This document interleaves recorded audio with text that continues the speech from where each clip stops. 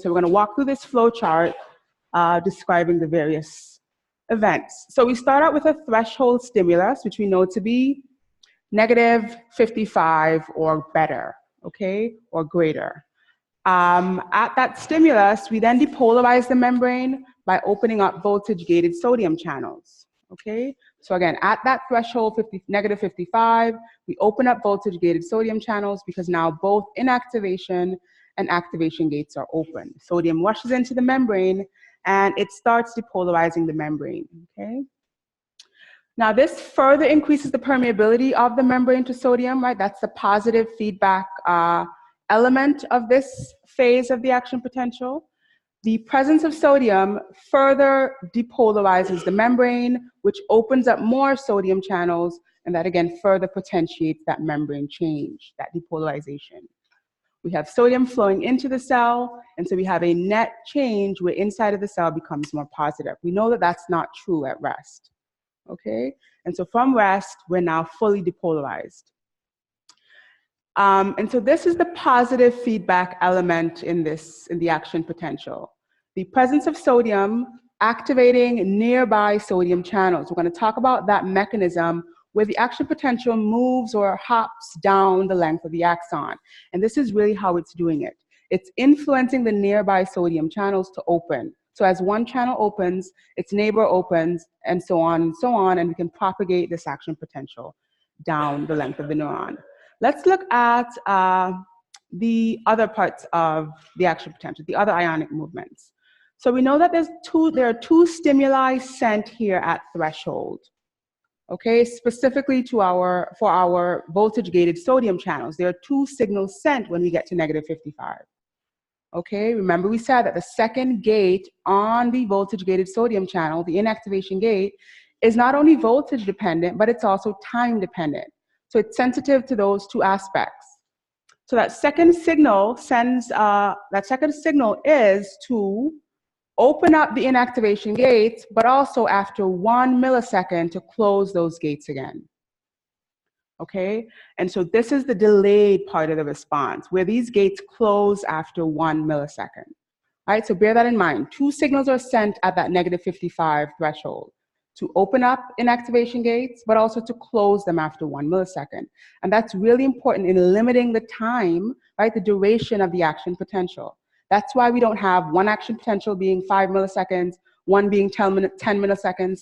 This delayed effect, this timed sensitivity of the inactivation gates is what limits the duration of the action potential. Okay, so after that 1 millisecond, the membrane now loses its permeability to sodium as those voltage-gated sodium channels close, and then sodium flow into the cell decreases. What's that obviously going to do? All right, that's going to start repolarizing our membrane. Okay, it starts repolarizing our membrane. We don't have that sodium flowing in. All right, and so we lose the net positive charge in the cell. Inside the cell starts to become more negative. This is our active repolarization. But what's the second element of repolarization? Not only the closure of sodium channels, but the opening of potassium, right? That's sort of the second element here. And this is also timed, right? This is also timed. We said that the voltage-gated potassium channels are also voltage and time sensitive. And so there's another 1 millisecond delay here. Alrighty, so at threshold, we have a signal that after 1 millisecond, which should be the duration of our upstroke, our depolarization, right? We have potassium channels opening.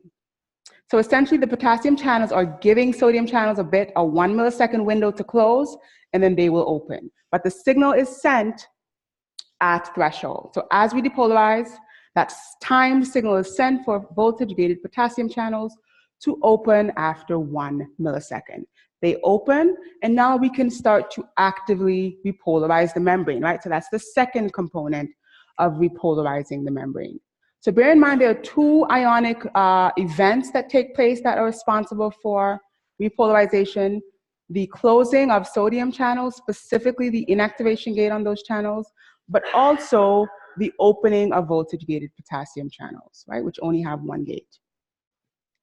And then this is where we have increased potassium flow out of the cell, right, actively repolarizing the membrane. And then we get to this negative feedback part of the action potential. This is what shuts this off. This is what prevents this from going on indefinitely. Okay, so we eventually shut this initial cycle off, because as we repolarize, we get back to our resting, right? We get back to our set point, and so this mechanism becomes obsolete, right? It's turned off. Okay, and so we can see even on a very small or microscopic level, on an ionic level, this is homeostasis. This is a homeostatic mechanism to keep our action potentials self-limiting, to keep them unidirectional, to keep them all or nothing, okay, and with